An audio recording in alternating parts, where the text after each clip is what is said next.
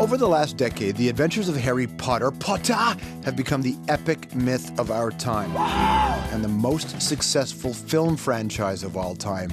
And at the eye of the phenomenon was Potter himself, Daniel Radcliffe. Expecto Patronum! At age 11, Daniel became the face of Harry Potter after he was spotted in a BBC production of David Copperfield. And over the course of 8 Potter movies, countless bruising stunts, and some big on-screen kisses, we watched as the boy wizard became a man. So, how did he manage to stay sane in the midst of the worldwide Potter mania? Did he manage to stay sane? Well, apparently. And his parents deserve a lot of the credit. His dad quit his day job as a literary agent to shepherd his son through the madness. But it hasn't all been plain sailing for Daniel. Like many young men in his position, he has had some struggles, and then there's that question that hangs over every child actor. How do you carve out a career as an adult? Well, Daniel appears to be well on his way thanks to a string of very un-Potter-like roles. Broadway debut as a disturbed young boy in Equus, even bared all for the role, there was a horse. Last year, he earned rave reviews in the Broadway musical, How to Succeed in Business Without Really Trying. And now Daniel's back on the big screen in The Woman in Black. Who's there? They prey on those most in need.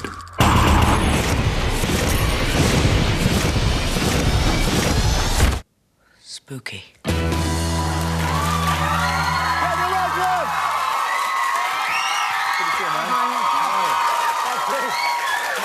Thank you very much. Nice to see you, man. Welcome to the show. Thank you very much for having me, mate. How are It's things? very good to be here. Very good. You know, in the middle of this kind of crazy press tour, but it's all good. You know, if you get used to promoting a certain kind of film for any length of time, then to have to get into and talk about a completely different kind of film. Yeah. Is it a learning curve for you? No, it's actually great. It's kind of really good fun to be talking about something that's not Harry Potter. Is quite refreshing. But dude, you went the other way, man, because this film. So I would like to think of myself as a professional scary movie watcher. It's sort of that's how I go to sleep, to the soundtrack of The Exorcist. Wow. There were a couple of times. Tubular Bells is kind of awesome. It is awesome. Yeah. It also explains why I sleep alone. But in this moment, man, there were some real creep-out scenes in here. I was like, oh, this is a scary film. There are. I mean, as I was saying to you before, James Watkins, our director, is a real... you know, I don't want to imply that he would ever be limited to the genre of horror, but he's incredibly good at it and really understands it and knows how to scare people, knows how to freak people out. Were you into that stuff? Not the kind of more modern, kind of slightly gratuitous horror. I mean, I love, you know, I think The Shining is one of the scariest movies ever made. Yeah. Oh, good, yeah, good. You know, The Shining, the original Straw Dogs, I haven't seen the new one, but I did think it looks very good. Yeah.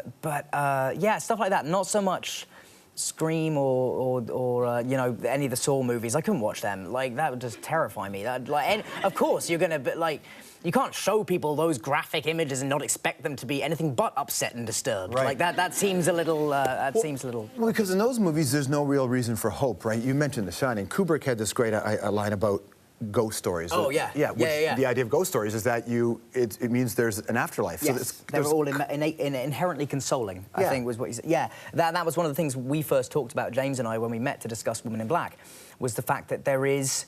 You know, because my first question to him was, OK, so Arthur goes to this house. The moment you open the door, you know he should leave. I mean, there's no... It is a haunted house. From the moment you get there, you can tell that. So I said to James, you know, why does he stay? And what James said was kind of brilliant, was that, you know, here's a man who has lost his wife. He finds himself in this house where he starts seeing what he thinks is the ghost of a dead woman. You know, curiosity would keep him there, because if he can confirm that this is a ghost that he's seeing, then there is an afterlife and he will one day be with his wife again. So yeah, it's a story about this film. Really, it is a scary film, and it's you know, you will jump and you will scream. It does all that very, very well. But it's also a film about what happens to us if we fail to move on from a loss. You know, Arthur, my character, has not moved on from his wife's death, and so has just become completely detached from the world and kind of entered a state of emotional paralysis. He can't, you know, he's not a participant in his own life. How are you at that? How are you at that, dealing with loss? Touch wood, I haven't had to deal with a huge amount of it. I mean, I lost my grandmother a couple of years ago, which was obviously sad, but I was mainly sad for my dad. That's the interesting thing when you lose a grandparent. You really, your time to grieve is later, right? Yeah, and because you just see your parent suddenly, you know, yeah, it's a very bizarre thing. Seeing your parent lose one of theirs is very, very strange. And then The Woman in Black, has not moved on from a wrong that was done to her in her life, and has carried that hatred and that anger with her into the afterlife, where she is trying to wreak her revenge. So yes, it's quite a good film. I'm not sure it's as commonplace as we used to hear about, certainly through the 80s, but people who get a lot of profile when they're young, you hear an awful lot about the flame-out stories at the end. Right, yeah. Were you well insulated? Yeah, I mean, I've had great people around me. You know, I've had my mum and dad. And they're both pros. They both worked in this business, right? Yeah, you know, my mum was a casting director and my dad was a literary agent. So, you know, she never cast anything I was in. I feel I have to say that. You know, my dad was, as I said, a literary agent, which is amazing, because now, you know, we've got these scripts coming in, and I have my dad, who was kind of famous when he was an agent for being really great with new writing. You know, I've got him as free script development, so that's, you know, that's kind of awesome. But yeah, so I had good people around me. You know, I think possibly because I was on set every day, I was the only one who was on set every day out of the cast on Potter. And the only other people that are there every day is the crew, so they were the people that I became very, very close with. Right. And I think that gives you a healthy amount of humility. I think because you see how the crew talk about actors that they don't like, and you go, I don't want to be talked about like that. So yeah, I think that was probably quite informative. What do you do at a certain point when, because you're so lucky enough to work around people who really have a good idea of how to protect you or where your career could go, when you're too young to really make those choices on your own? Now you get into your 20s. You have quite a bit of experience, and so eventually you're going to start to take your own lead in your career in a way, right? Well, I mean, I think it started kind of with Equus, was the time that that was something I wanted to do. You have to have a certain amount of confidence, dude, to be naked around a horse. Because, well, for obvious reasons, right? Yeah, you certainly do. Yeah, I mean, unfortunately, the horses in our play were male, were men, not horses. That would have been bad. Kind of, would have had to blind 6 of them a night, so we would have got through them. Yeah, no, I mean, I think doing Equus was a real, you know, that was a. Looking back, I didn't know how important that was at the time, I don't think, but looking back, that's been incredibly important to me in my career, and in terms of making people sit up and go, oh, he's not, you know, he's not content to rest on his laurels, he wants to do something else, he wants to take risks and challenge himself, you know, because that's kind of what I'm all about. If I don't have a certain amount of fear going into a project, then I probably won't be very good. I need to feel, you know, that there is a genuine risk of failure for me to, I don't know, it motivates me. But does that apply beyond your career? Does that apply in your life as well? I don't know. It's very hard for me to draw a distinction between those two things. I mean, having worked for so long.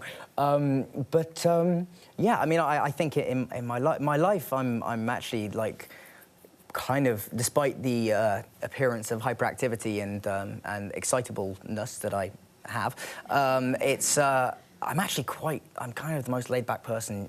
Like, nothing really affects me. Really? Like, yeah, I mean, I don't get particularly, like, worried or angry. Like, in my personal life, I'm very, very chilled. Professionally, I worry. 2:30 in the morning, you're in a public place, there's alcohol flowing around, in a bar, you're hanging with your friends, and some guy goes, "Potter!" You don't know? You don't get angry then? No, you don't get angry. The only time it becomes relatively irritating is when people are drunk and obnoxious and think they're really funny. But it's not the fact that they think they're funny, because that's fine. They are funny to their friends. That's fine. But like, they can't expect me to still laugh. That's the thing. Like, they look at me like I am something rude for not laughing at their joke, and it's like, dude, I've been hearing those jokes for 10 years. I can't fake laughing for you. Right. I don't know. I wouldn't do that with my friends. I'm certainly not going to do it for you, drunk stranger. But maybe that's a sign that you're open to them, that you treat them like you do to your friends. Well, maybe. I mean, you know, I think you have to. I think when you're in a big franchise and you're very well known and you've done very well financially out of it, it's time to kind of kick back and have a sense of humor about yourself. Right. Like, you're gonna. Your people are gonna, people are gonna find it funny to call you out and stuff in the street. There was a moment, man, when because I watched the films you've done, liked the choices, heard about Equus, liked all that, then saw this, and this took you to the next level. Look at this clip here. Thanks for covering my arse earlier. The offer still stands. What offer? Yeah.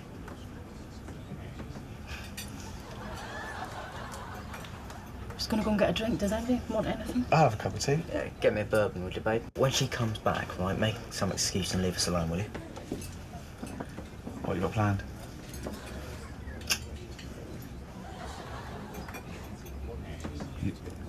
You've unravelled it. Ready for action. Let's hope it's big enough.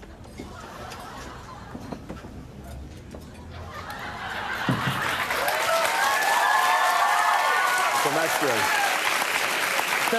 Doesn't get much better.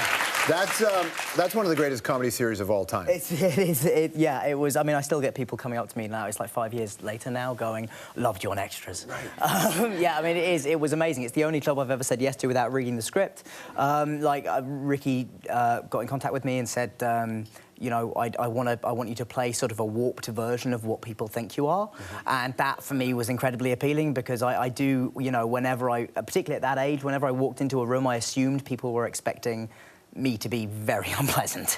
And so you kind of, to constantly feel that you're coming up against that perception and then to have somebody offer you the chance to send that up completely was awesome. I mean, yeah. Did you have anxiety and fear going into that comedic situation?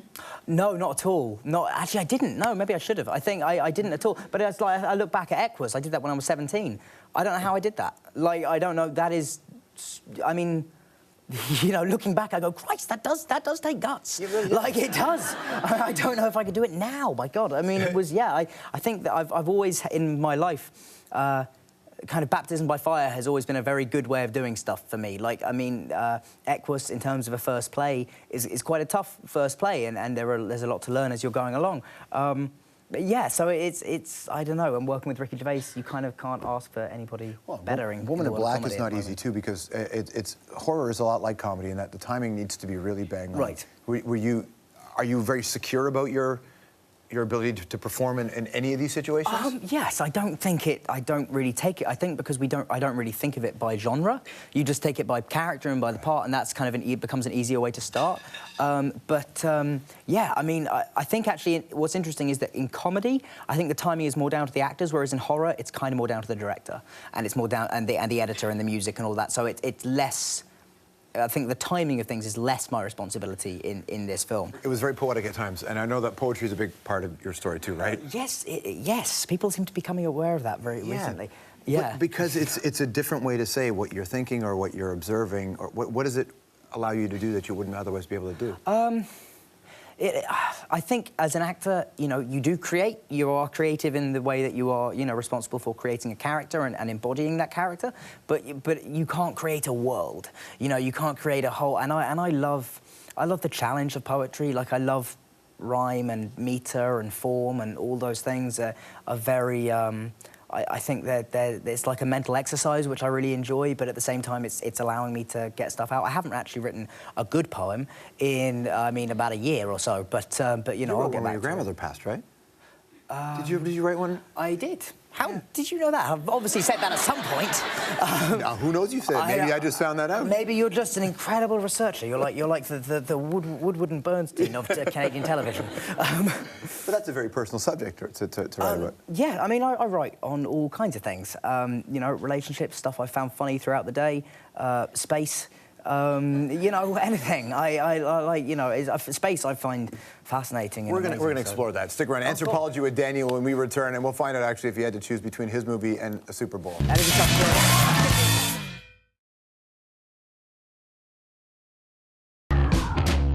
Harry Potter! Welcome back! Did you have a good summer?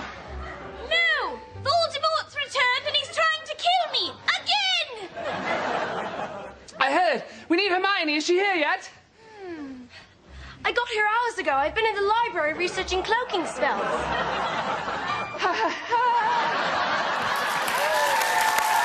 Saturday Night Live, to be on that is a big deal. Yeah, that was amazing. Yeah, we've been parodied a couple of times, and I got to host it as well, which was amazing. Nice. Okay, so anthropology. What is it about space that fascinates you? Oh, God, just the endlessness of it and the fact that every atom in our body was made in a dying star. That's pretty cool. That's how this works. That's your new great poem, by the way. Yes, it is. Do you have a mentor? You know, as a young actor coming up, where the people are like, not family, but did another performer mentor you? You know, Gary Oldman, I always looked up to Gary a huge amount, you know, and viewed him as just totally fearless and kind of everything I aspire to be, you know, and who wouldn't?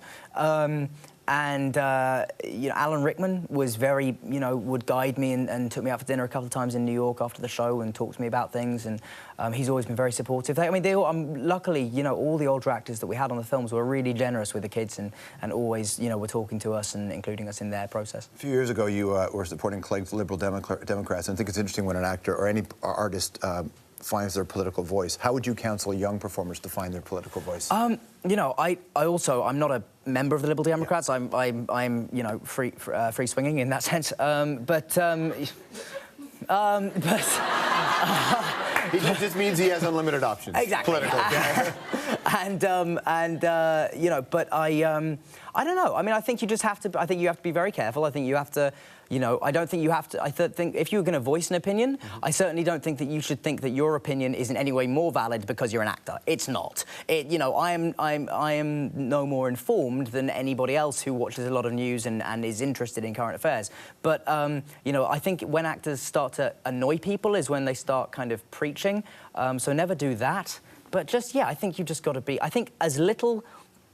One thing I've learned over the last kind of year and a half is that the smaller the difference between the public perception of you and your actual self, the better. Because that means I can come and do an interview like this and not feel like I'm hiding stuff, not feel I have to be aware of stuff, not feel, you know, and I can kind of be as natural as it's possible. So, I mean, are you comfortable just naturally talking about the fact that you play fantasy football? Is that true? Yes, that is. I'm extremely comfortable talking about that. Are you one of the crazy fantasy football guys in a draft? You know, we didn't do a draft this year because it was my first year. We're going to do it next year because I'm very excited about that. But your movie opens on Super Bowl weekend. I know. And your favorite team is in the Super Bowl. My favorite team is in the Super Bowl, the Giants. Yeah. No Giants love here. Easy, all right. So I'm very excited for them. I will be watching them. I will be. I'm a huge. You know, I love Eli Manning. Victor Cruz this year was on my fantasy team, so I did very, very well with him. I didn't do so well overall in the league, but he did brilliantly for me.